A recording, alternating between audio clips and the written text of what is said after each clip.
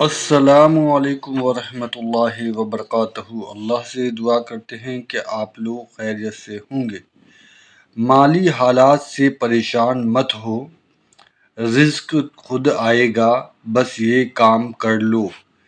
تو جو وظیفہ رزق میں برکت کا یہ کیا معاملہ ہے، اس پر جو ہے علی مرزا نے قرآن اور حدیث کی روشنی میں کچھ معلومات دی ہے۔ اور آج کے ڈیٹ میں جتنے لوگ بھی پریشان ہیں رزق کو لے کر، مالی حالت کا جو معاملہ ہے، اور جس طریقے سے پیسے کے پیچھے لوگ بھاگ رہے ہیں، اور جس طریقے سے انسان کے لیے آج کے ڈیٹ میں پیسے کی اہمیت ہو گئی ہے، وہ آپ کو اس قرآن کی تفسیر اور معنی کے ساتھ جو انہوں نے بتایا ہے، تو آپ کو پورا چیز جو ہے اس چیز ویڈیو میں جو ہے پتہ چلے گی کہ رزق جو ہے اللہ تعالیٰ نے انسان کے لیے کس طریقے سے دیا ہے، اور رزق کے پیچھے کس طریقے سے بھاگنا چاہیے، اور اللہ ہم سب کو حرام کی کمائی کھانے سے بچا لے، اور اللہ ہمیں حلال کی کمائی کھانے والا بنائے، اور اللہ ہم سب کو ہدایت کا راستہ دکھائے، اور جو بھی غلطی ہم سب سے جانے انجانے میں ہوئی ہے اللہ اسے معاف فرمائے، بے شک اللہ معاف کرنے والا ہے۔ آمین ثم آمین۔ تیار کرتا ہے اللہ تعالیٰ کوئی نہ کوئی نجات کا راستہ اس کے لیے نکال دیتا ہے، کوئی نہ کوئی مخرج نکال دیتا ہے جہاں سے اس کے لیے معاملات آسان ہو جاتے ہیں۔ وَيَرْزُقْهُ مِنْ حَيْثُ لَا يَحْتَسِبُ، اور اسے وہاں سے رزق دیتا ہے جہاں سے اسے گمان بھی نہ ہو۔ ہائے ہائے ہائے، رزق میں صرف دنیاوی جو ہم مال دولت اس کو ایک رزق سمجھتے ہیں، یہ ایک رزق کا بالکل چھوٹا سا ٹوٹا ہے۔ اس سے بڑا رزق اللہ تعالیٰ ہمیں دے رہا ہے جس کی طرف ہماری توجہ نہیں ہے، اور وہ رزق ہے ہماری صحت۔ ایک شخص کے پاس کروڑوں روپے ہے لیکن اس کے گردے فیل ہو چکے ہیں، تو کس کام کا ہے؟ ایک بندے کے پاس اربوں روپے ہے لیکن اسے معدے کا السر ہے، وہ چاٹ نہیں کھا سکتا، وہ گول گپے نہیں کھا سکتا، وہ بریانی نہیں کھا سکتا، چاہے اس کے جتنے مرضی ہوٹل ہوں۔ تو دنیاوی مال و دولت کا آ جانا صرف یہ رزق میں سے، میں نے کہا یہ بالکل چھوٹا سا جز ہے، اس کو انسان یوٹیلائز کرے یہ بہت بڑی بات ہے۔ دنیاوی صحت جو اللہ نے انسان کو زندگی میں دی ہے، لوگ کہتے ہیں اللہ نے مجھے کیا دیا ہے؟ جو شخص یہ بات کرے نا اسے کو جی 1 کروڑ روپے لے دو، اپنی ایک آنکھ نکال کے مجھے دے دو، کوئی دے گا؟ اپنا ایک بازو توڑ کے دے دو، تو آپ ذرا 1 کروڑ ساروں کے اوپر لگانا شروع کریں، اربوں کے تو آپ خود ہیں۔ اور یہ تو میں صرف سمجھانے کے لیے کہہ رہا ہوں، یہ تو آپ گن بھی نہیں سکتے۔ قرآن پاک میں اللہ تعالیٰ نے فرمایا نا کہ اللہ کی نعمتیں اتنی زیادہ ہیں کہ تم انہیں شمار کرنا چاہو تو شمار بھی نہیں کر سکو گے۔ تو وہاں سے اللہ تمہیں رزق دے گا، تمہیں گمان بھی نہیں ہوگا۔ اب رزق کے لیے ضروری نہیں ہے کہ آپ کے پاس مال و دولت اور آپ کے ایسٹس بڑھ جائیں، یہ بھی اللہ تعالیٰ کا بہت بڑا رزق ہے کہ آپ کے پاس جو تھوڑے بہت ایسٹس ہیں وہ سلامت ہیں۔ کسی ایک میڈیکل کیس کسی گھر کے اندر 1 کروڑ پڑتی بندے کو بھی لا کے زیرو پہ کھڑا کر سکتا ہے۔ آپ کی زندگی میں کئی ایسے کیسز ہوئے ہوں گے، جدادیں تک بک جاتی ہیں۔ وہ مجھے واصف علی واصف صاحب کی بات یاد آ گئی، وہ کہتے ہیں میں وہ مسجد میں بیٹھا ہوا تھا تو ایک بندے کو میں نے دیکھا کہ وہ دعا مانگ رہا ہے کہ یا اللہ 25 سال پہلے جو میں نے دعا تجھ سے کی تھی وہ واپس لے لے، بس یہ دعا کر رہا ہے۔ کہتے ہیں وہ فارغ ہوا تو میں نے اس سے پوچھا کیا ہوا؟ اس نے کہا جی 25 سال پہلے میں نے اللہ سے رو رو کے ایک بیٹا مانگا تھا، میری بیٹیاں ہی تھی صرف، اور وہ بیٹا میرے گاٹے فٹ ہو گیا، یعنی وہ نشے میں مبتلا ہو گیا، سارا گھر کا مال اس نے بیچ دیا، مجھے کنگال کر دیا، تو میں اللہ سے کہہ رہا ہوں یا اللہ یہ اولاد واپس ہی لے لے۔ تو یہ بھی تو ہو سکتا ہے نا۔ سورہ توبہ میں آتا ہے، اللہ تعالیٰ آتا ہے اپنے جو فاسق و فاجر لوگوں کے بارے میں کہ اللہ تعالیٰ چاہتا ہے کہ ان کی اولاد کو ہی ان کے لیے عذاب بنا دے۔ اولاد بھی عذاب بن سکتی ہے، اس لیے ہمیں دعا کیا سکھائی گئی ہے؟ ربنا ھب لنا من ازواجنا وذریاتنا قرۃ اعین واجعلنا للمتقین اماما۔ اے اللہ ہماری بیویوں اور ہماری اولاد میں آنکھوں کی ٹھنڈک بنا اور ہمیں پرہیزگاروں کا امام بنا، ہماری آنے والی نسلیں پرہیزگار ہوں، ورنہ یہ تو مصیبت بھی گلے پڑ سکتی ہے۔ تو ایک میڈیکل کیس آپ کو کہاں سے کہاں لے کے جا سکتا ہے، ایک بچے کا نافرمان ہونا آپ کو کہاں سے کہاں لے کے جا سکتا ہے. اور اس سے بڑی ناکامی تو آخرت کی ناکامی ہے. ایسا بچہ بھی ہو سکتا ہے کہ جو آپ کی دنیا تو برباد نہ کرے لیکن آخرت برباد کر دے، اس کی وجہ سے آپ گناہوں میں مبتلا ہو جائے. تو یہ بھی رزق کی ایک فارم ہے.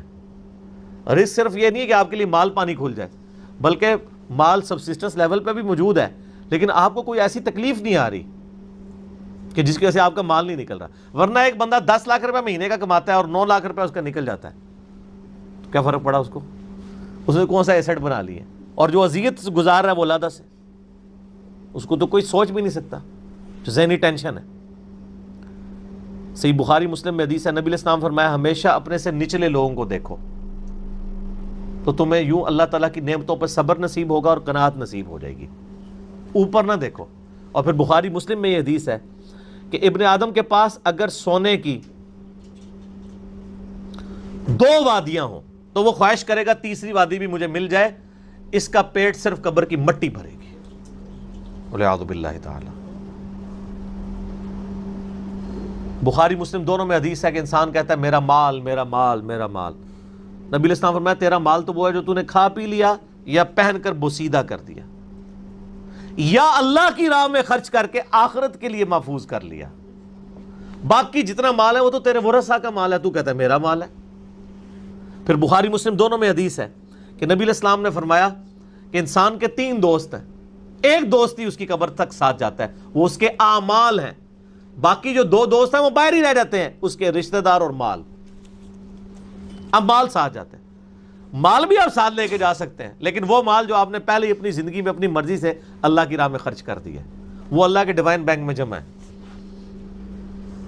وہ قرآن پاک میں سورۃ البقرہ میں آیا 700 گنا تک کہ اللہ تعالیٰ کر کے لوٹائے گا، بلکہ یہاں تک فرمایا کہ یہ اللہ تعالیٰ کو تم قرض دے رہے ہو اور اللہ تعالیٰ اس قرض کو لوٹائے گا. دیکھیں کتنا قدردان ہے کہ دیتا اللہ ہے، اور جب اسی کے دیے ہوئے میں سے آپ اسی کی راہ میں خرچ کرتے ہیں تو وہ کہتا ہے کہ یہ تم نے مجھے قرض دیا ہے. اللہ کہتا ہے میں تمہارا مقروض ہوں، تمہیں لوٹاؤں گا. یہ ہے اللہ تعالیٰ کی قدردانی. جامعہ ترمذی میں حدیث ہے، مسند امام احمد میں موجود ہے کہ نبی علیہ السلام فرمایا کہ جب بھی کوئی شخص دعا کرتا ہے وہ خالی نہیں جاتی. یا تو اس دعا کے عوض جو تم نے مانگا وہ اللہ تمہیں عطا کر دیتا ہے، یا اس سے بہتر، یعنی اس کی برکت سے اللہ تعالیٰ بہتر نعم البدل دیتا ہے، تمہاری کوئی تکلیف ٹال دیتا ہے، یا پھر اس دعا کو سنبھال کے رکھتا ہے قیامت کے دن کے لیے، اور اس دعا کے ایکویلنٹ تمہیں اجر عطا فرما دے گا. تو دعا تو بہت ضروری ہے، اللہ کی طرف رجوع لانا.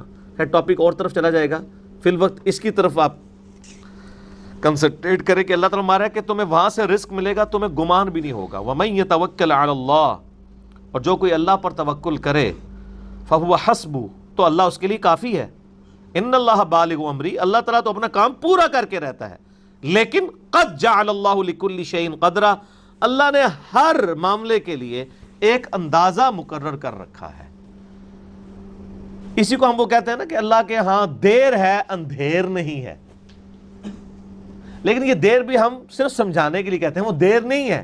وہ اللہ کا رول ہی یہی ہے کہ اللہ تعالیٰ نے کسی معاملے کو کس لیول کے اوپر جا کے ایڈریس کرنا ہے. 23 سال تک مشرکین عرب کو دیکھیں نا مہلت ملی ہے. کتنے لوگوں نے کہا کہ دیکھو کان پک گئے ہیں ہمیں سنتے ہوئے، نبی علیہ السلام ہمیں دھمکیاں لگاتے ہیں کہ قوم عاد قوم سمود کی طرح تم بھی برباد کر دیے جاؤ گے، جب وقت کے پیغمبر کا انکار کرو گے تو عذاب تو کوئی نہیں آ رہا. اور قرآن پاک میں پھر نبی علیہ السلام کے بارے میں بھی آتا ہے کہ آپ علیہ السلام نے بھی تھوڑی سی بے صبری کا مظاہرہ کیا.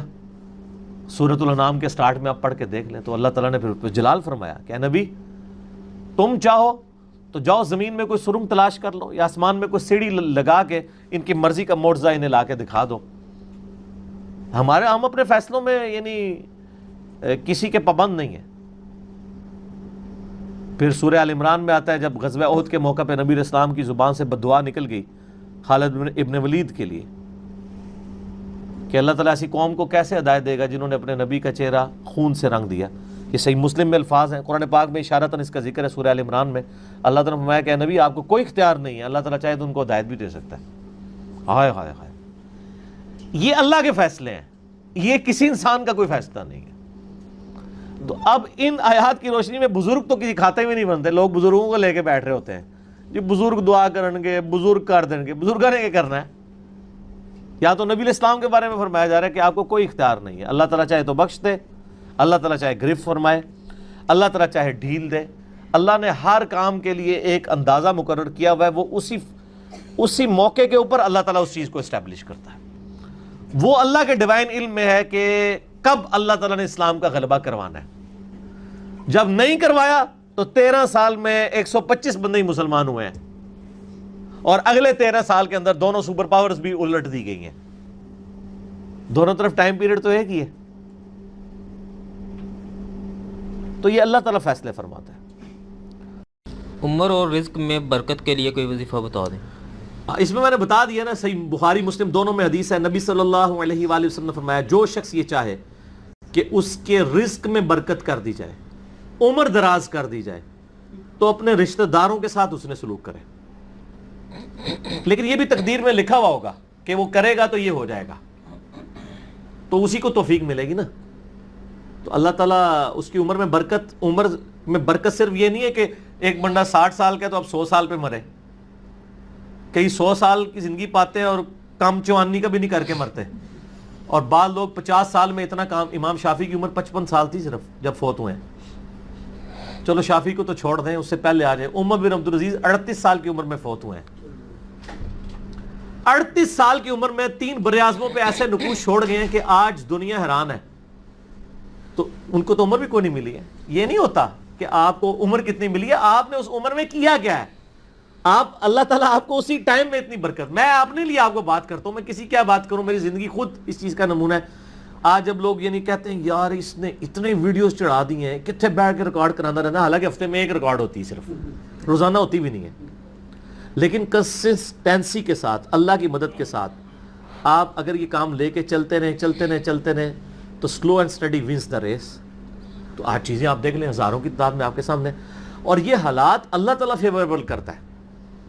میں یقین کریں، میں اپنے بھائیوں کو کہتا ہوں، میں جب بھی درس، ابھی آج کا درس میں نے کرنا تھا نا، وہ ہندو کا جواب دینا تھا، تو میں نے پورے ہفتے سے دعائیں شروع کی ہوئی تھیں، اللہ زندگی دے دیں، حالات فیوریبل ہو جائیں، ٹرانسفارمر بھی نہ اڑے ہمارا، جنریٹر بھی چلتا رہے، سارے معاملات چلتے رہیں، اور فرحان بھائی بھی ٹائم پہ آ جائیں، ٹھیک ہو گیا جی، کالر مائک بھی چل جائے، کیمرے کی بیٹری چارج ہو، ساری چیزیں، یہ میں جو چیزیں میرے اختیار ہوں گے کر کے، یا اللہ تو نے کروانی ریکارڈنگ، میں تو کچھ بھی نہیں ہوں، ٹھیک ہے۔ اپنے پورے ریسورسز مینج کر کے بھی اللہ پہ نظر ہوتی ہے۔ حالانکہ میرے دوستوں کو پتہ ہے میں کتنا وہمی ہوں، میرے آفس میں بھی نا جب سب سے مشکل کوئی ٹاسک میرے والے کیا جاتا ہے اور وہ ہمارے باس کہتے ہیں یار اس کو دے کے تو بھول جاؤ، پھر وہ کام کر کے آپ کو بتائے گا، تو کیوں میں وہم ہوں، جس کام میں ہاتھ ڈالتا ہوں نا میں دنیاوی اعتبار سے ہر چیز اس کے حوالے سے مینج کرتا ہوں، لیکن ساتھ مسبب الاسباب پہ نظر ہوتی ہے کہ یا اللہ یہ جو کچھ میں کر رہا ہوں نا یہ تو میں اسباب کر رہا ہوں نا، میرے ساتھ کوئی بھی پرابلم ہو سکتا ہے، کسی کے ساتھ کوئی این ٹائم یعنی اس کے اوپر فیملی کے اوپر کوئی ایسا ایشو آ سکتا ہے کہ درس کینسل کرنا پڑ جائے، ہو سکتا ہے نا۔ جس طرح ایک بار یعنی اچانک جو ہے وہ یعنی ہمارا درس کینسل ہو گیا تھا، عثمان بھائی کی والدہ فوت ہو گئی تھی، ہمیں اپنا درس کینسل کرنا پڑا، ایگزیکٹ اسی دن ہی ہو گیا اس طرح، تو وہ حالانکہ میرا درس پورا تیار، مسئلہ 41 اس دن ریکارڈ ہونا تھا، جو کئی سال پہلے کی بات، کس سال کی بات ہے یہ؟ 5 سال پہلے، ہاں 5 سال پہلے کی بات ہے۔ تو اپنا ہر چیز مینج کی تھی، لیکن اینڈ ٹائم پہ کوئی مسئلہ کھڑا ہو گیا۔ میرے اپنے بھی کئی کلوز ریلیٹیو فوت ہوئے ہیں، لیکن اللہ کا شکر ہے اتوار مطلب وہ درس سے 1-2 دن آگے پیچھے ہی ہوئے ہیں، تو اللہ تعالیٰ نے یعنی معاملات کو سیٹل کر دیا۔ یہ ساری چیزیں سر فیوریبل ہونا، پھر تو یہ وہ سوال کی طرف آؤں کہ رشتہ داروں سے اس نے سلوک کریں، اللہ تعالیٰ رزق میں اضافہ کرے گا، عمر میں اضافہ کر دے گا، یعنی برکت ڈال دے گا، تھوڑی چیز بھی کفایت کر جائے گی۔ ابو داؤد میں ایک حدیث ہے، ایک صحابی کہتے ہیں میری ماں فوت ہوگی، فرمایا اپنی خالہ کے ساتھ اس نے سلوک کر، ٹھیک ہو گیا۔ تو یہ رزق کے بڑھنے کا ذریعہ ہے، باقی دعا تو ایک ہی ہے، اللہم ربنا آتنا فی الدنیا حسنہ وفی الآخرۃ حسنۃ وقنا عذاب النار۔ یہ دنیا کے ہر کام کے لیے دعا ہے، رزق کی برکت کے لیے، اولاد کے لیے، اولاد کے اچھے مستقبل کے لیے، لڑائی جھگڑا ختم کرنے، دنیا کی ہر چیز اس میں داخل ہے۔ کیوں؟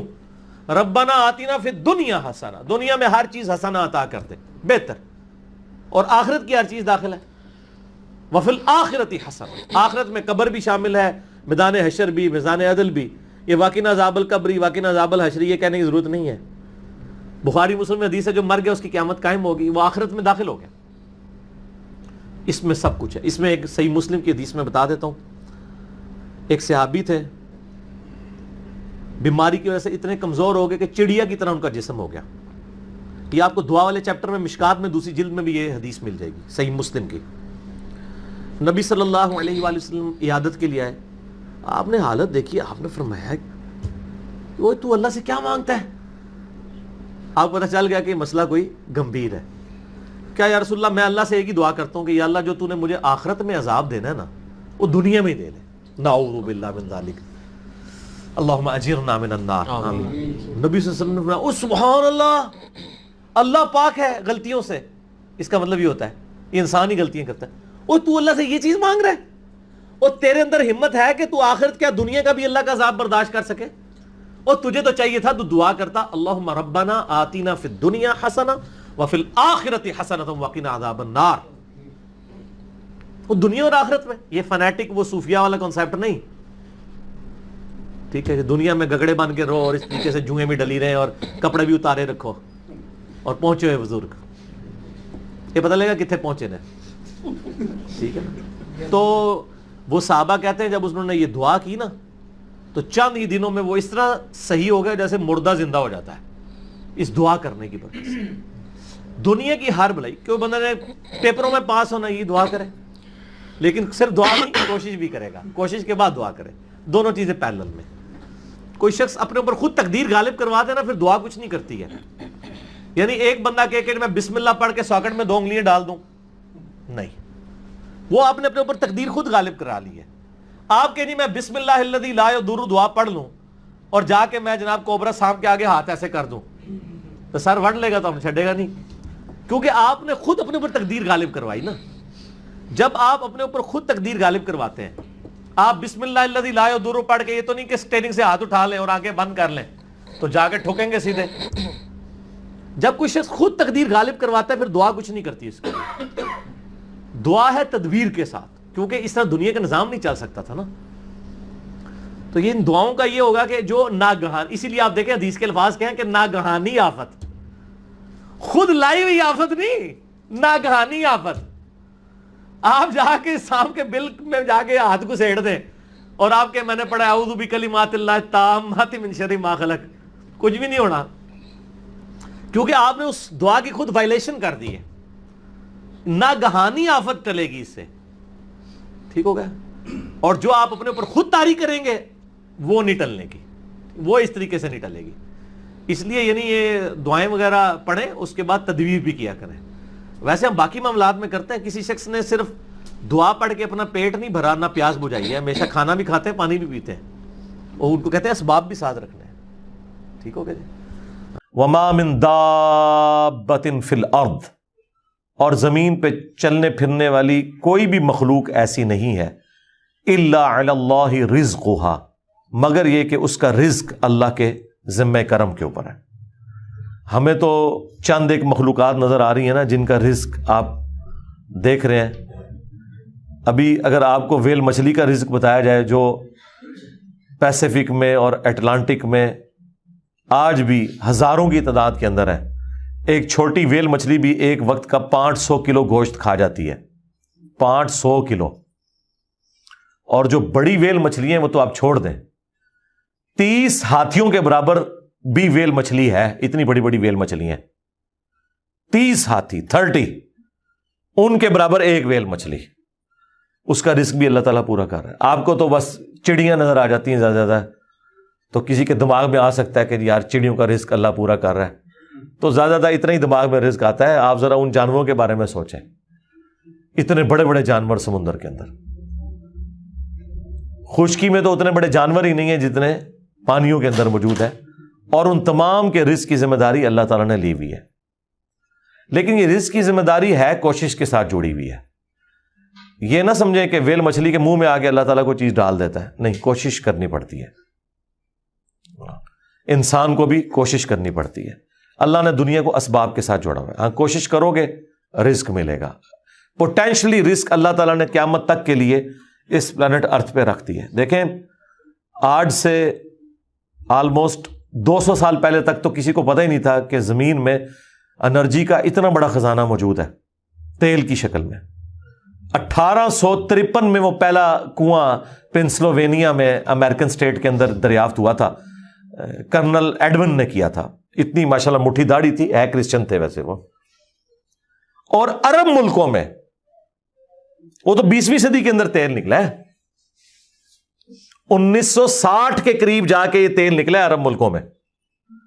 اب میرا سوال یہ ہے کہ 1300 سال تک سارے بزرگان دین آج عمرے کے لیے جاتے رہے، جو نیچے نگاہ مارتے تھے تو ساتوں زمینیں کراس اور اوپر عرش پہ نگاہ پہنچتی تھی، کسی بزرگ کو تیل نہیں نظر آیا عرب کی سرزمین میں۔ ایسے بزرگوں سے جان چھڑا سکتے تھے، یہ اتنے تے گئے نہیں ہون گے، تے مکے مدینے تے گئے سن نا، وہ تو لنگے نے نا، کسی کو نہیں تیل نظر آیا۔ دنیا کو اللہ نے بقدر ایفرٹ رکھا ہے، اور یہ بھی اب مزید کوئی 50-60 سال کا تیل رہ گیا۔ پھر آنے والی دنیا ذکر کرے گی کہ انسانیت نے 250-300 سال ایسے دیکھے ہیں کہ اللہ نے ان کو ایک ایسا خزانہ دیا تھا کہ جس کو یوز کر کے ٹرینیں چلتی تھیں، ہوائی جہاز اڑتے تھے، اور وہ زمین سے تیل نکلا تھا۔ بعد کے لوگوں کے لیے تو ابھی پرابلم ہے ظاہر ہے، اسی لیے تو اب بیٹریوں کی طرف، سولر کی طرف شفٹ ہو رہے ہیں، لیکن بہرحال سولر ہو یا بیٹریاں ہوں، وہ تیل کا تو مقابلہ نہیں کر سکتی۔ آپ کو 1 لیٹر پٹرول جو انرجی دیتا ہے، وہ انرجی بنانے کے لیے تو آپ کو کتنا بڑا ایریا چاہیے سولر پینلز کا، تب وہ انرجی ملے گی۔ تو اس کے لیے تو پھر آپ جہاز جو سولر والے انہوں نے بنائے بھی ہیں نا، وہ اتنے بڑے بڑے جہاز ہیں اور مسافر اس میں تھوڑے سے ہی بیٹھتے ہیں۔